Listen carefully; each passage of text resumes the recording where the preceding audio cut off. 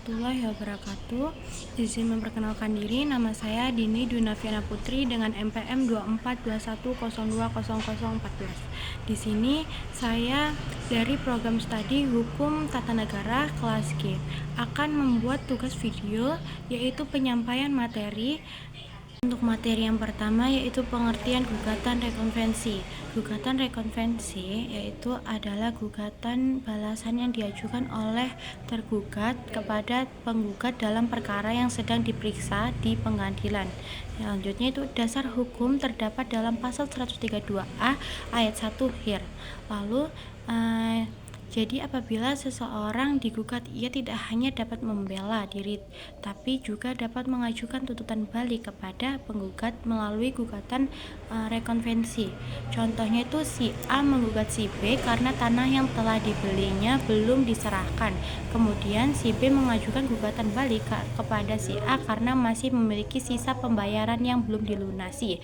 Gugatan balik dari B tersebut disebut gugatan konvensi. Lalu yang kedua ada komposisi gugatan, dan para pihak dalam perkara konvensi terdapat dua jenis gugatan, yaitu yang pertama gugatan konvensi, yaitu gugatan asli dari penggugat. Lalu yang ketiga gugatan rekonvensi, yaitu gugatan balasan dari tergugat. Akibat adanya gugatan rekonvensi, kedudukan para pihak menjadi ganda. Selanjutnya itu ada penggugat asal tetap menjadi penggugat konvensi tetapi juga menjadi tergugat rekonvensi. Lalu tergugat asal tetap menjadi tergugat konvensi tetapi juga menjadi penggugat rekonvensi. Selain itu, gugatan rekonvensi menggunakan nomor perkara yang sama dan tidak memerlukan biaya perkara baru. Tujuan gugatan rekonvensi ada beberapa. Tujuan dari gugatan rekonvensi yaitu yang pertama menegakkan asas peradilan sederhana. Lalu karena gugatan konvensi dan rekonvensi diperiksa serta diputuskan dalam satu proses dan satu putusan. Yang kedua itu menghemat biaya. Para pihak tidak perlu mengajukan gugatan baru sehingga biaya perkara menjadi lebih ringan. Lalu yang ketiga menghemat waktu. Penyelesaian sengketa menjadi lebih cepat karena kedua gugatan diperiksa secara bersamaan. Yang keempat, menghindari putusan yang saling bertentangan karena seluruh sengketa diputus oleh pengadilan dalam satu rangkaian pemeriksaan. Yang keempat, syarat material. Gugatan rekonvensi terdapat dua syarat material, yaitu yang pertama harus ada hubungan atau koneksitas dengan gugatan konvensi. Artinya, gugatan balik yang diajukan harus berkaitan dengan perkara pokok yang sedang diperiksa. Yang kedua, sifatnya asesor terhadap gugatan konvensi.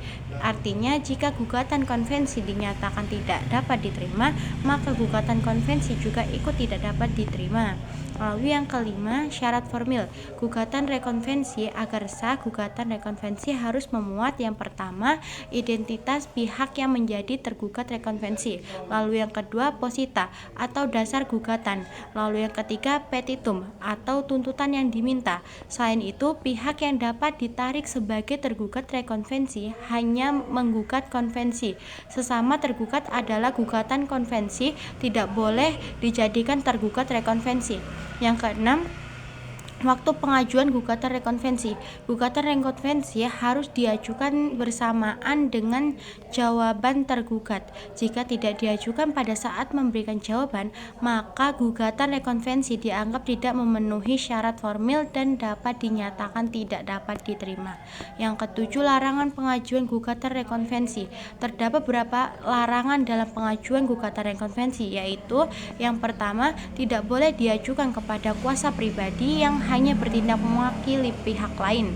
Yang kedua, tidak boleh diajukan untuk perkara yang berada di luar kewenangan pengadilan yang memeriksa perkara pokok. Yang ketiga, tidak boleh diajukan terhadap perkara perlawanan eksekusi.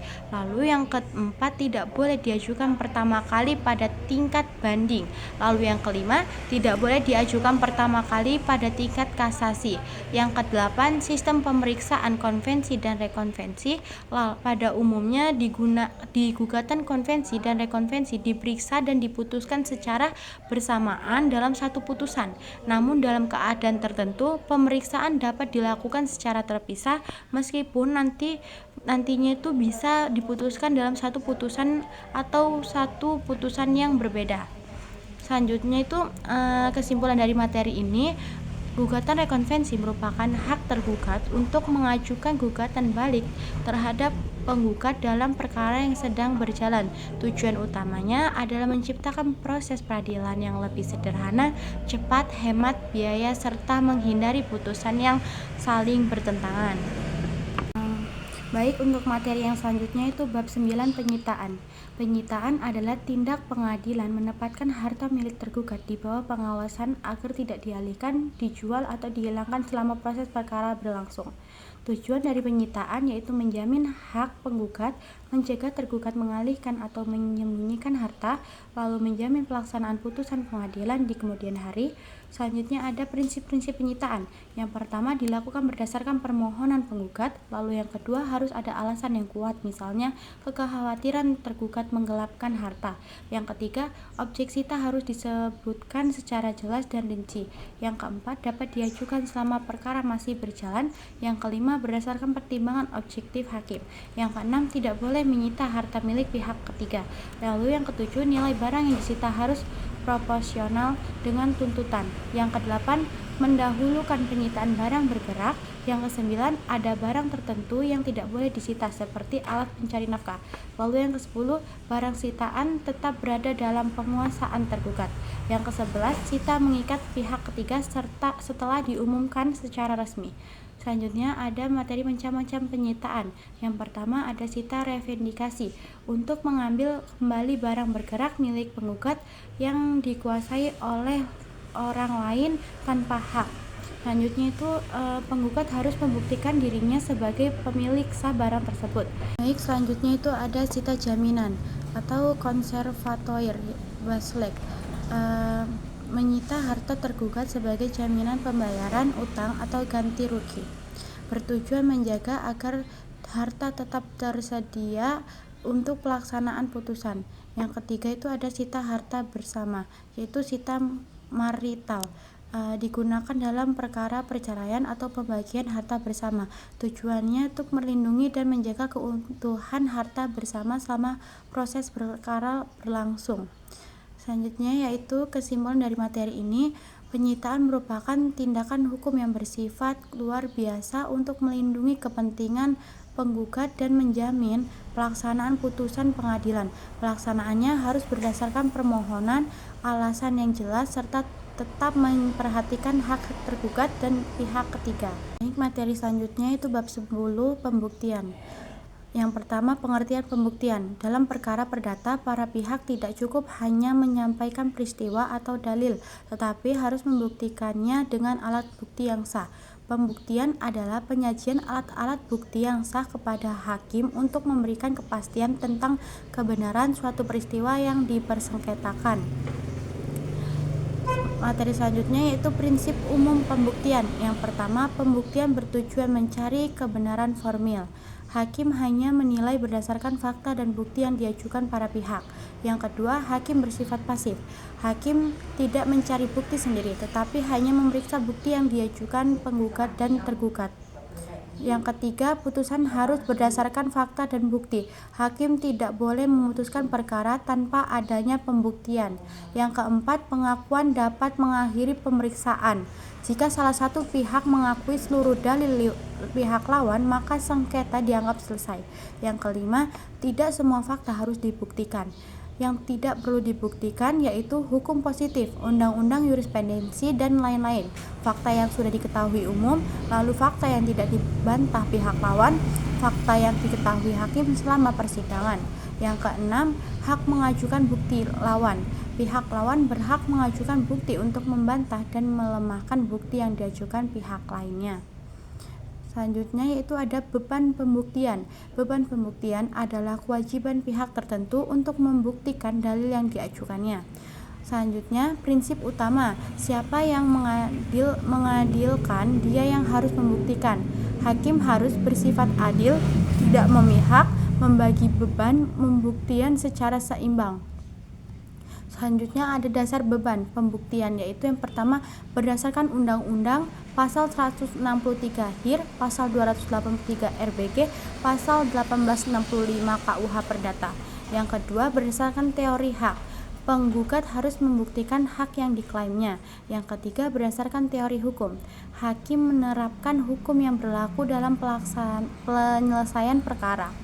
Yang selanjutnya itu ada batas minimal pembuktian, yaitu batas minimal pembuktian adalah jumlah atau kualitas alat bukti yang harus dipenuhi agar suatu dalil dianggap terbukti. Selanjutnya yaitu prinsip penting. Satu saksi bukan saksi. Unus testis nullus testis. Yaitu artinya keterangan satu orang saksi saja belum cukup. Harus ada saksi lain atau alat bukti tambahan. Syaratnya ada syarat alat bukti yang sah. Syarat formil, orang yang memberi keterangan tidak dilarang menjadi saksi, lalu memberi keterangan di persidangan, selanjutnya mengucapkan sumpah. Selanjutnya itu ada syarat material. Yang pertama, keterangan berdasarkan pengetahuan yang jelas, lalu yang kedua melihat, mendengar atau mengalami sendiri, yang ketiga keterangan saling bersesuai dengan bukti lain. Selanjutnya itu ada alat-alat bukti. Menurut pasal 1866 KUH Perdata, pasal 164 HIR terdapat 5 alat bukti, yaitu yang pertama bukti tertulis. Bukti tertulis harus memuat tanda tangan agar sah. Selanjutnya itu jenis bukti tertulis, yaitu ada akta autentik, akta yang dibuat oleh atau di hadapan pejabat berwenang. Contohnya itu akta notaris, akta PPAT. Lalu yang kedua, kekuatan pembuktiannya paling kuat, yaitu ada akta di bawah tangan. Lalu ada akta yang dibuat sendiri oleh para pihak tanpa pejabat berwenang. Contohnya itu surat perjanjian biasa, lalu ada surat utang piutang. Lalu selanjutnya itu ada akte pengakuan sepihak, akte yang berisi pengakuan dari satu pihak mengenai suatu kewajiban atau utang. Lalu yang kedua itu ada saksi. Saksi adalah orang yang memberikan keterangan tentang peristiwa yang disengketakan. Syarat saksi yaitu ada cakap menjadi saksi, lalu ada memberikan keterangan di persidangan, selanjutnya diperiksa satu persatu, lalu mengucapkan sumpah, dan minimal 2 saksi atau didukung alat bukti lain, lalu melihat, mendengar atau mengalami sendiri. Keterangannya saling bersesuaian. Lalu yang tidak bisa dapat menjadi saksi yaitu suami atau istri para pihak, lalu keluarga saudara tertentu. Selanjutnya itu ada anak di bawah umur 15 tahun. Lalu orang gila, orang yang sedang ditahan atas perintah hakim. Lalu yang ketiga itu ada persangkaan. Persangkaan adalah kesimpulan yang ditarik dari suatu fakta untuk diketahui menuju fakta lain yang belum diketahui. Jenis persangkaan yaitu yang pertama ada persangkaan undang-undang. Persangkaan yang ditentukan oleh undang-undang. Lalu yang kedua ada persangkaan hakim. Persangkaan yang dibuat hakim berdasarkan fakta yang terbukti di persidangan. Lalu yang selanjutnya itu yang keempat ada pengakuan. Pengakuan adalah pernyataan salah satu pihak yang membenarkan dalil pihak lawan. Pengakuan dapat dilakukan oleh yang pertama penggugat atau tergugat sendiri, lalu yang kedua ada kuasa hukumnya. Selanjutnya itu ada bentuk pengakuan. Yang pertama tertulis, lalu yang kedua lisan, selanjutnya yang ketiga diam-diam, tidak membantah. Lalu pengakuan merupakan alat bukti yang sangat kuat. Selanjutnya yang kelima itu ada sumpah. Sumpah adalah pernyataan yang dikuatkan atas nama Tuhan untuk memastikan kebenaran suatu keterangan.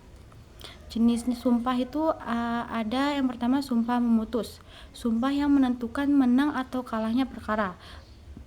Lalu yang kedua ada sumpah tambahan. Sumpah yang diperintahkan hakim untuk memperkuat keyakinan. Lalu yang ketiga ada sumpah penaksir. Sumpah untuk menentukan jumlah ganti rugi atau nilai suatu barang. Lalu selanjutnya itu ada syarat-syarat sumpah. Yang pertama diucapkan secara lisan, lalu yang kedua dihadapkan hakim, lalu yang ketiga dilakukan dalam persidangan, lalu yang keempat dihadiri pihak lawan. Jadi kesimpulan dari materi ini, pembuktian adalah proses menunjukkan kebenaran suatu dalil melalui alat bukti yang sah. Materi selanjutnya itu bab 11, putusan pengadilan dan upaya hukum. Pengertian putusan pengadilan. Putusan pengadilan dijatuhkan setelah seluruh proses pemeriksa perkara selesai, yaitu gugatan, jawaban tergugat, replik, duplik, dan pembuktian. Selanjutnya yang terakhir kesimpulan atau konklusi. Setelah semua tahap selesai, hakim melakukan musyawarah dan kemudian menjatuhkan putusan. Selanjutnya yang itu asas-asas putusan. Agar putusan tidak cacat hukum, hakim harus memperhatikan beberapa asas berikut, yaitu yang pertama, memuat dasar alasan yang jelas dan rinci. Putusan harus memiliki dasar hukum yang jelas yang dapat berasal dari peraturan perundang-undangan. Yang kedua, hukum kebiasaan. Yang ketiga, jurisprudensi. Lalu yang keempat ada doktrin hukum. Yang kedua, wajib mengadili seluruh gugatan. Hakim harus memeriksa dan memutus seluruh tuntutan yang diajukan dalam gugatan. Yang ketiga, tidak boleh melebihi tuntutan. Hakim hanya boleh memutus suatu tuntutan yang diminta penggugat dan tidak boleh melebihinya. Yang keempat, diucapkan di muka umum. Putusan harus diucapkan dalam sidang terbuka untuk umum. Tujuannya menjamin transparansi peradilan, mencegah keberpihakan hakim.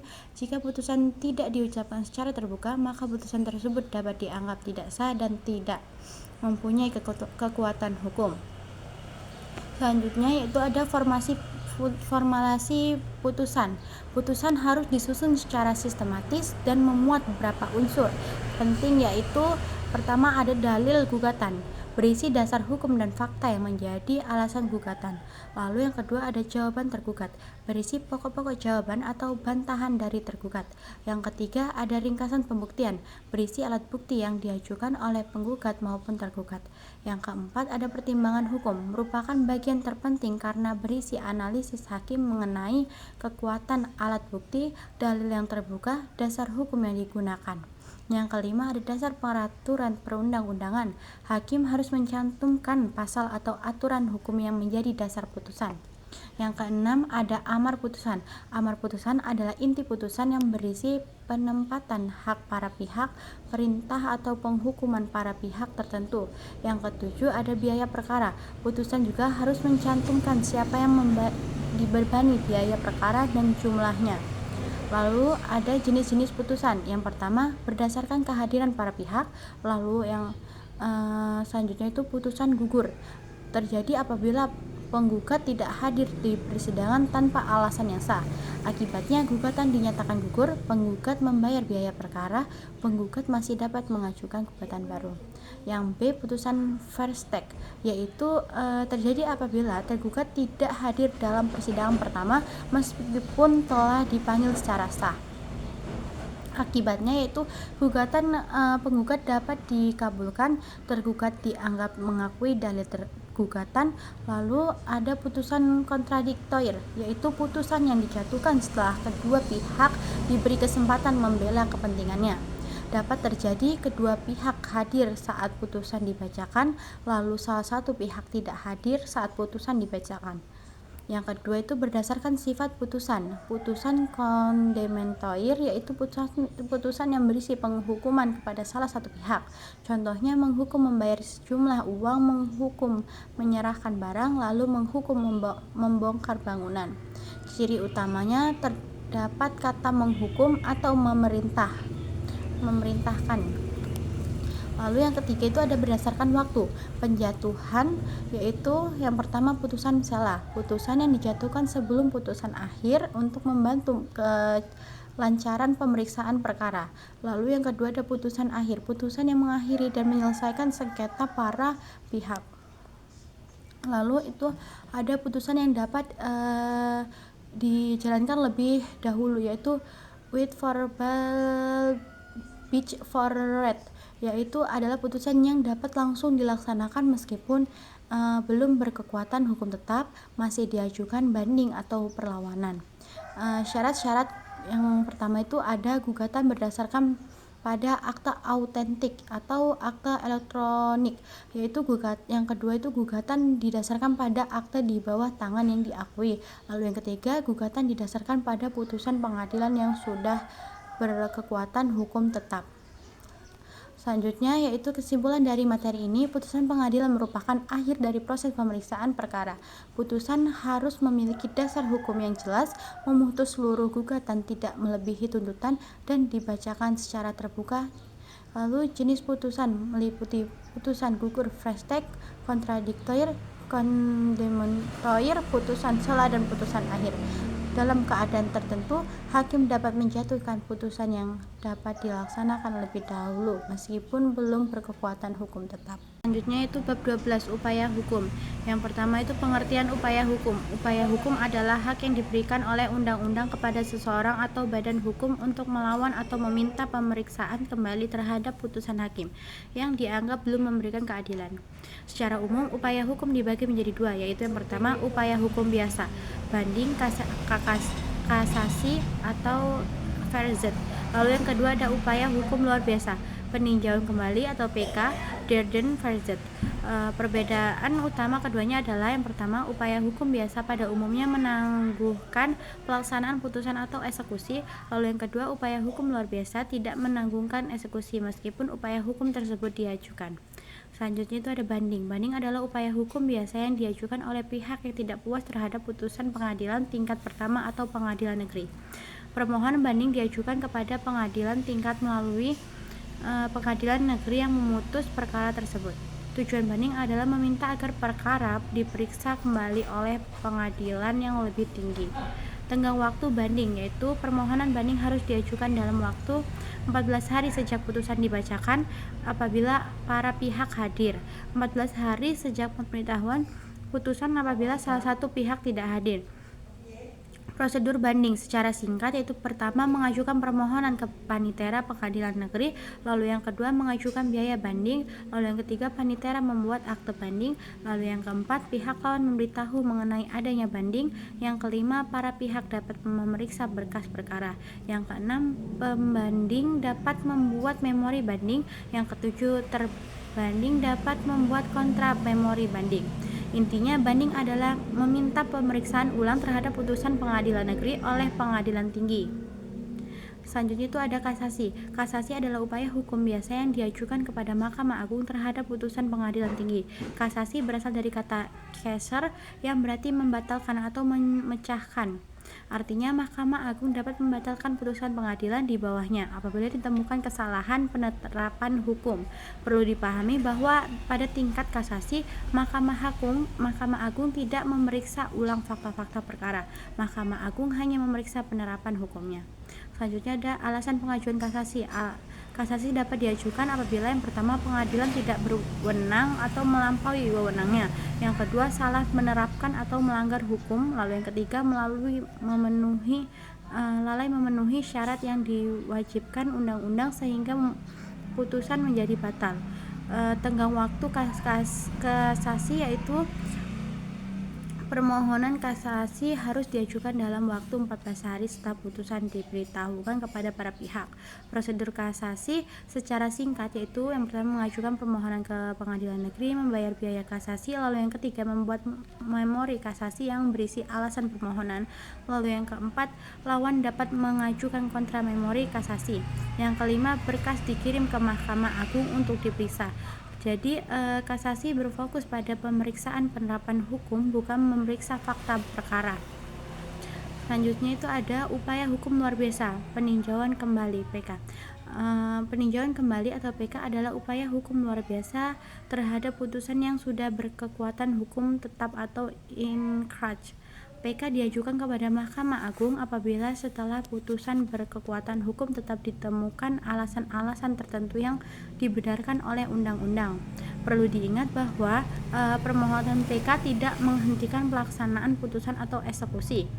Tenggang waktu PK, permohonan PK diajukan dalam waktu 180 hari sejak ditemukan alasan yang menjadi dasar pengajuan PK. Alasan pengajuan PK yaitu PK dapat diajukan apabila yang pertama, putusan didasarkan pada kebohongan atau tipu muslihat, lalu yang kedua, ditemukan bukti baru atau novum. Yang ketiga, hakim mengabulkan sesuatu yang tidak dituntut, lalu yang keempat itu terdapat putusan yang saling bertentangan. Yang kelima, ada bagian tuntutan yang belum diputus. Yang keenam, terdapat khilafan hakim atau kekeliruan yang nyata. Prosedur PK yaitu secara singkat, yang pertama diajukan kepada Mahkamah Agung melalui pengadilan negeri yang memutus perkara pada tingkat pertama, lalu yang kedua membayar biaya perkara, lalu yang ketiga permohonan dapat diajukan secara tertulis maupun lisan.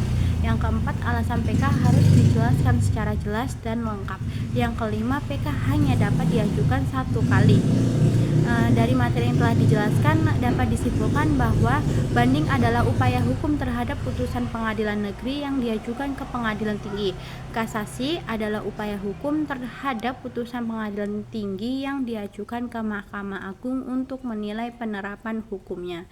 Selanjutnya, peninjauan kembali adalah upaya hukum luar biasa terhadap putusan yang sudah berkekuatan hukum dan tetap dengan alasan-alasan tertentu yang ditentukan undang-undang. Lalu dengan adanya upaya hukum, para pihak memberi kesempatan untuk memperoleh keadilan melalui pemeriksaan kembali terhadap putusan pengadilan. Dari yang selanjutnya yaitu bab 13, e-court atau e-litigation, yaitu pengertian e-court, yaitu e-court adalah sistem pelayanan pengadilan berbasis elektronik yang dikembangkan oleh Mahkamah Agung untuk mempermudah proses berperkara secara online.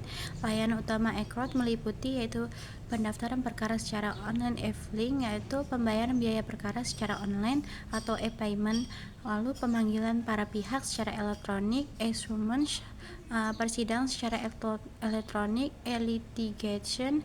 Lalu tujuan e-court mempermudah akses masyarakat terhadap pengadilan, mewujudkan asas pengadilan yang sederhana, cepat, dan biaya ringan, meningkatkan efisiensi, transparansi, dan akuntabilitas pelayanan yang peradilan. Selanjutnya itu dasar hukum e-court. Dasar hukum pelaksanaan e-court antara lain yaitu pertama, Undang-Undang NRI tahun 1945. Lalu yang kedua, Undang-Undang Nomor 48 Tahun 2009 tentang Kekuasaan Kehakiman. Lalu yang ketiga, Perma Nomor 3 Tahun 2018 tentang Administrasi Perkara di Pengadilan secara Elektronik. Yang keempat, Perma Nomor 1 Tahun 2009 tentang Administrasi Perkara dan Persidangan di Pengadilan secara Elektronik. Yang kelima, ada SK Ketua Mahkamah Agung tentang Pedoman Tata Pengelola Kegunaan Sistem Informasi Pengadilan. Peraturan tersebut menjadi landasan digitalisasi layanan pengadilan di Indonesia. Selanjutnya ada ruang lingkup e-court.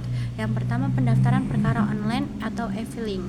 Pendaftaran perkara dilakukan melalui aplikasi e-court tanpa harus datang ke pengadilan. Keunggulannya yaitu menghemat waktu dan biaya, dapat dilakukan dari mana saja, lalu mengurangi antrian di pengadilan. Prosesnya lebih cepat dan efisien. Lalu yang kedua itu ada pembayaran panjar biaya online atau e-skum. E-skum elektronik, surat kuasa untuk membayar, adalah sistem penghitungan biaya perkara secara elektronik. Manfaatnya, biaya perkara dihitung otomatis, pembayaran dapat dilakukan melalui bank, ATM, mobile banking, internet banking, lebih transparan dan akurat. Selanjutnya yang ketiga ada dokumen persidangan elektronik. Para pihak dapat mengirim dokumen persidangan melalui sistem elektronik seperti gugatan, jawaban, replik, duplik, dan kesimpulan. Dokumen tersebut dapat diakses oleh hakim dan para pihak untuk berperkara. Lalu yang keempat ada panggilan elektronik atau e-summons. Panggilan para pihak dilakukan melalui alamat elektronik atau email atau domisili elektronik yang telah didaftarkan. Tujuannya untuk mempercepat proses pemanggilan, mengurangi biaya pemanggilan, memberikan kepastian informasi kepada para pihak. Yang selanjutnya itu persidangan secara elektronik atau e-litigation. E-litigation adalah proses persidangan yang dilaksanakan menggunakan media elektronik. Karakteristik yaitu sidang dilakukan secara online, dokumen persidangan dikirim melalui sistem elektronik, lalu tetap menjamin hak-hak para pihak, mengutamakan efisiensi dan transparansi. Tahap persidangan elektronik meliputi yaitu pertama menyampaikan gugatan, yang kedua jawaban, lalu yang ketiga replik, yang keempat duplik, yang kelima pembuktian, lalu yang keenam ada kesimpulan, dan ketujuh putusan. Selanjutnya itu media elektronik atau mediation. Pada tahun 2022, Mahkamah Agung menerbitkan Perma nomor 3 tahun 2022 tentang mediasi di pengadilan secara elektronik.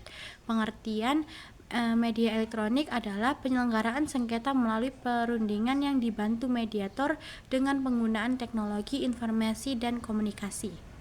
Unsur mediasi elektronik yaitu pertama mediator, yang kedua itu para pihak yang bersengketa, lalu yang ketiga dokumen elektronik, lalu yang keempat ada domisili elektronik, lalu yang kelima ada administrasi mediasi elektronik, lalu yang keenam infrastruktur elektronik.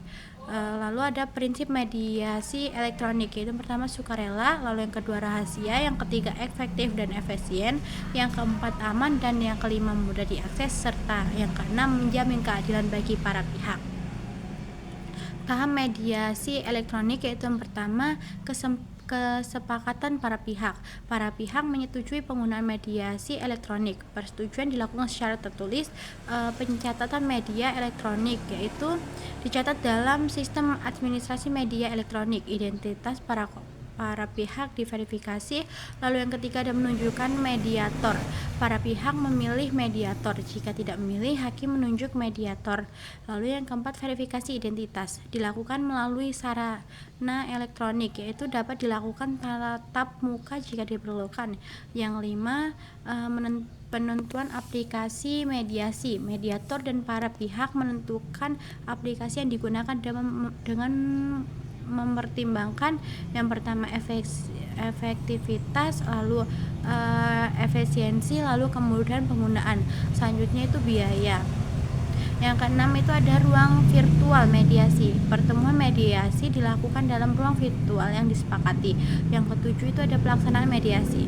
Dilaksanakan secara online dengan tetap menjaga yang pertama kerahasiaan, yang kedua ketertiban, yang ketiga kesopanan, dan yang kedelapan penyampaian resum perkara.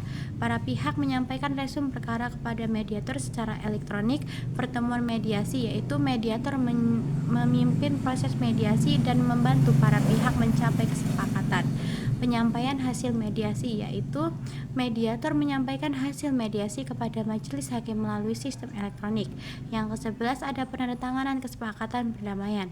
Kesepakatan dapat ditandatangani menggunakan tanda tangan elektronik. Lalu ada court calendar atau court calendar adalah jadwal persidangan elektronik yang disusun oleh hakim dan disepakati oleh para pihak. Fungsinya untuk mengatur tahap persidangan, menentukan batas waktu pengajuan dokumen. Lalu menjamin ketertiban proses persidangan, menghindari penundaan sidang. Lalu jika salah satu pihak tidak memenuhi jadwal yang telah ditentukan, hakim dapat melakukan penjadwalan ulang atau reschedule. Lalu ada replik dan duplik dalam sistem informasi pengadilan. Dalam litigation, penyampaian jawaban, replik, duplik, serta kesimpulan dilakukan melalui sistem informasi pengadilan sesuai jadwal court calendar. Tujuannya untuk mempercepat proses pemeriksaan perkara, menjamin keteraturan administrasi perkara, lalu mengurangi penggunaan dokumen fisik. Lalu ada pemeriksaan saksi atau ahli melalui media audiovisual. Saksi atau ahli dapat diperiksa melalui video conference, lalu telekonferensi, lalu media komunikasi audiovisual lainnya. Keuntungannya menghemat biaya, memudahkan menghadirkan saksi yang berada di daerah lain, tetap memungkinkan hakim dan para pihak mendengar serta melihat saksi secara langsung. Jika terjadi gangguan jaringan yang menghambat pemeriksaan, persidangan dapat dijadwalkan ulang. Selanjutnya itu ada salinan putusan elektronik. Putusan yang telah dibacakan dapat diunggah ke sistem e-court dan dikirim kepada para pihak dalam bentuk elektronik PDF. Kelebihannya lebih cepat diterima para pihak, menghemat biaya dan waktu, serta menjadi dokumen resmi pengadilan. Setelah salinan putusan elektronik diterima, para pihak tetap memiliki hak untuk mengajukan upaya hukum sesuai ketentuan yang berlaku. Materi selanjutnya itu bab 14, yaitu praktik penyusunan berbagai dokumen penting dalam persidangan perdata, mulai dari gugatan, jawaban, replik, duplik, konvensi, rekonvensi, hingga petitum. Material ini bertujuan untuk memberikan contoh dan format dokumen yang digunakan dalam praktik beracara di pengadilan, yaitu yang pertama ada surat gugatan atau wan prestasi. Pengertiannya itu gugatan wan prestasi adalah gugatan yang diajukan karena salah satu pihak dalam perjanjian tidak memenuhi kewajibannya sebagaimana yang telah disepakati, yaitu unsur-unsur gugatan prestasi, yaitu pertama ada identitas para pihak, penggugat dan tergugat. Lalu yang kedua adanya perjanjian yang sah, lalu yang ketiga adanya perjanjian yang harus dipenuhi. Yang keempat terjadinya pelanggaran perjanjian atau prestasi. Lalu yang kelima ada kerugian yang diderita penggugat. Lalu yang keenam ada dasar hukum yang digunakan. Selanjutnya itu ada yang ketujuh, tuntutan pet atau petitum. Contoh kasusnya dalam contoh yang diberikan, penggugat dan tergugat membuat perjanjian pembangunan perumahan. Tergugat tidak menyelesaikan pekerjaan sesuai waktu yang diperjanjikan.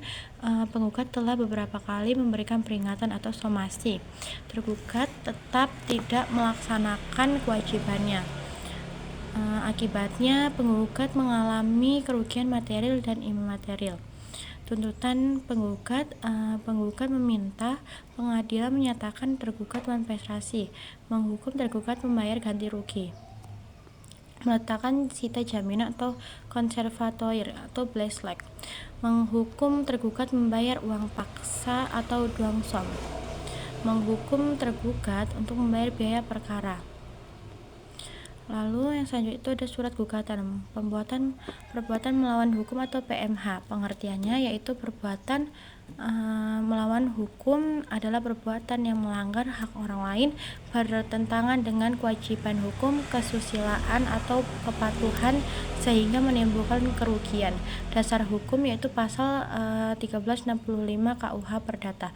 Unsur PMH yang pertama ada perbuatan, lalu yang kedua ada perbuatan tersebut melawan hukum, lalu yang ketiga ada kesalahan pelaku, lalu yang keempat ada kerugian, yang kelima ada hubungan sebab akibat.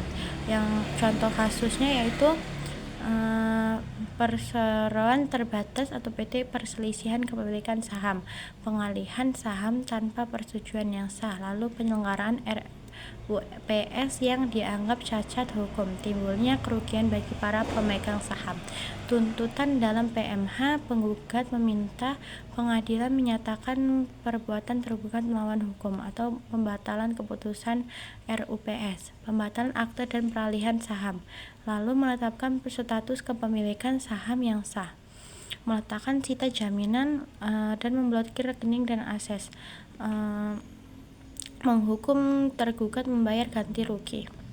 Selanjutnya itu jawaban tergugat. Setelah gugatan diajukan, tergugat memberikan jawaban yang umumnya terdiri atas yang pertama eksepsi, merupakan bantahan mengenai aspek formal gugatan. Lalu contohnya itu gugatan kabur atau absurd libel, pengadilan tidak berwenang. Selanjutnya penggugat tidak memiliki kedudukan hukum legal standing, gugatan prematur. Yang kedua itu jawaban pokok perkara atau konvensi, berisi bantahan terhadap dalil-dalil gugatan penggugat.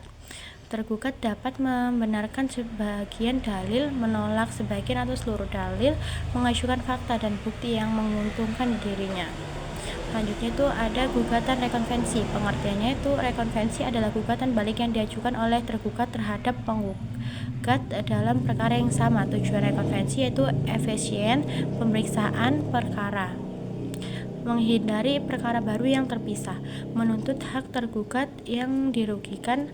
Lalu isi rekonvensi dalam contoh yaitu tergugat menuduh penggugat melakukan perbuatan melawan hukum. Penggugat dianggap menggunakan dokumen yang tidak sah, lalu penggugat dituduh menimbulkan kerugian. Tuntutan rekonvensi yaitu tergugat meminta gugatan rekonvensi dikabulkan. Penggugat dinyatakan melawan PMH, penggugat membayar ganti rugi. Penggugat membayar biaya perkara. Selanjutnya itu ada replik. Pengertian replik adalah tanggapan penggugat terhadap jawaban tergugat. Fungsi replik yaitu pertama menolak eksepsi tergugat, lalu ada mempertahankan dalil gugatan, lalu yang ketiga menjawab bantahan tergugat, yang keempat menanggapi gugatan rekonvensi. Selanjutnya itu isi replik biasanya menegaskan kembali gugatan, lalu menolak dalil yang tidak benar dan meminta majelis hakim mengesampingkan eksepsi. Selanjutnya itu ada duplik. Pengertian duplik adalah tanggapan tergugat terhadap replik penggugat. Fungsi duplik yaitu pertama mempertahankan jawaban semula, lalu yang kedua membantah isi replik, yang ketiga menegakkan kembali eksepsi, yang keempat menegaskan gugatan rekonvensi, lalu yang Lalu duplik menjadi tahap terakhir dalam pertukaran dokumen sebelum pembuktian. Selanjutnya itu ada petitum. Pengertian petitum adalah tuntutan yang dimohonkan kepada hakim untuk diputuskan. Jenis petitum yang pertama petitum pokok, misalnya mengabulkan gugatan, menyatakan tergugat wan prestasi, menyatakan tergugat melakukan PMH. Yang kedua petitum tambahan, misalnya ganti rugi materi, ganti rugi imaterial, sita jaminan, duan som atau uang paksa, biaya perkara. Alur dokumen persidangan perdata yang pertama gugatan penggugat, lalu ke jawaban tergugat, lalu ke ekspresi konvensi, selanjutnya itu ke rekonvensi jika ada, lalu ada replik penggugat, selanjutnya ke duplik tergugat, lalu ke pembuktian dan kesimpulan, selanjutnya ke putusan hakim.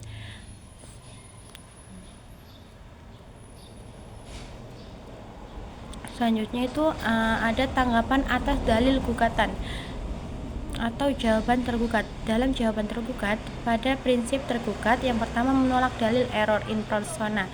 Tergugat menyatakan bahwa gugatan penggugat salah pihak karena penggugat mencampur adukan antara pribadi dan badan hukum atau perusahaan. Perbuatan yang disengketakan dilakukan oleh perusahaan bukan oleh individu. Gugatan seharusnya diajukan kepada badan hukum yang benar.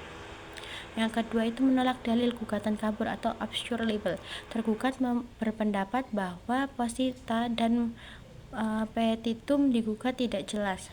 Kerugian yang dituntut tidak memperinci secara rinci. Objek sengketa tidak dijelaskan secara lengkap. Gugatan menjadi tidak memenuhi syarat formal. Yang ketiga membantah dalil penggugat. Tergugat menjelaskan status hakim perusahaan, kepemilikan saham, akte pendirian dan perubahan perusahaan. Selanjutnya itu ada legalitas atau perusahaan yang telah disahkan oleh Kementerian Hukum dan HAM. Hubungan hukum dan para pihak berdasarkan dokumen resmi. Selanjutnya ada konvensi dan rekonvensi. Yang pertama konvensi. Konvensi adalah gugatan asli yang diajukan oleh penggugat. Pihak-pihak tetap disebut penggugat konvensi, tergugat konvensi. Yang kedua ada rekonvensi. Rekonvensi adalah gugatan balik yang diajukan terhadap tergugat terhadap penggugat dalam perkara yang sama. Kedudukan para pihak berubah dalam konvensi, dalam rekonvensi. Penggugat tergugat rekonvensi, tergugat penggugat rekonvensi. Tujuan rekonvensi menuntut hak tergugat. Selanjutnya itu menghemat waktu dan biaya perkara, lalu menyelesaikan sengketa dalam satu pemeriksaan. Selanjutnya itu ada materi gugatan rekonvensi. Dalam contoh perkara yang dibahas, penggugat rekonvensi menuntut yang pertama pembatalan keputusan perusahaan, lalu yang kedua pembatalan akte jual beli saham, lalu yang ketiga pembatalan perusahaan kepemilikan saham, lalu yang keempat pengakuan hak atas saham, yang kelima pengakuan hak atas keuntungan perusahaan, lalu yang keenam ada pembayaran dividen, lalu yang ketujuh ada ganti rugi material, yang kedelapan ada ganti rugi imaterial. Selanjutnya itu ada duplik. Duplik adalah jawaban penggugat atas replik tergugat. Isi duplik pada umumnya menolak seluruh dalil lawan, menegaskan kembali dalil gugatan, memperkuat argumen hukum, menyatakan bahwa dalil lawan tidak berdasar. Selanjutnya eksepsi dalam perkara. Bab ini memberi contoh beberapa eksepsi yang sering diajukan. Yang pertama, error in person, artinya gugatan salah orang atau salah pihak. Selanjutnya itu contohnya yang digunakan pribadi padahal melakukannya perbuatan adalah perusahaan. Yang digunakan bukan pihak yang mempunyai hubungan langsung. Akibatnya gugatan dapat dinyatakan tidak dapat diterima atau ni onvenkelechke atau fredlet atau no. Yang kedua itu persona studi in judiction, yaitu artinya tidak memiliki kedudukan hukum untuk menggugat. Contohnya penggugat bukan pihak dalam perjanjian, tidak mempunyai hak atau kepentingan hukum yang dirugikan. Selanjutnya yaitu obscure libel, artinya gugatan kabur atau tidak jelas. Contohnya itu dasar gugatan tidak jelas, objek sengketa tidak jelas, kerugian tidak dirinci, hubungan hukum para pihak tidak jelas. Akibatnya gugatan dapat dinyatakan tidak dapat diterima. Lalu ada pokok perkara. Setelah eksepsi dibahas, majelis hakim memeriksa pokok perkara. Hal-hal yang dianalisis yaitu pertama, hubungan hukum para pihak. Hakim menilai apakah terdapat perjanjian yang sah, apakah para pihak mempunyai hak dan kewajiban. Lalu yang kedua, keabsahan dokumen meliputi akta pendirian perusahaan, akta perubahan perusahaan, akta jual beli saham, surat keputusan perusahaan, lalu perjanjian kerjasama. Yang ketiga, kepemilikan saham diperiksa. Siapa pemilik saham yang sah, dasar pengelolaan saham, bukti kepemilikan saham. Lalu yang keempat ada pembagian keuntungan. Hakim menilai apakah ada hak atas dividen, apakah pembagian keuntungan dilakukan secara aturan.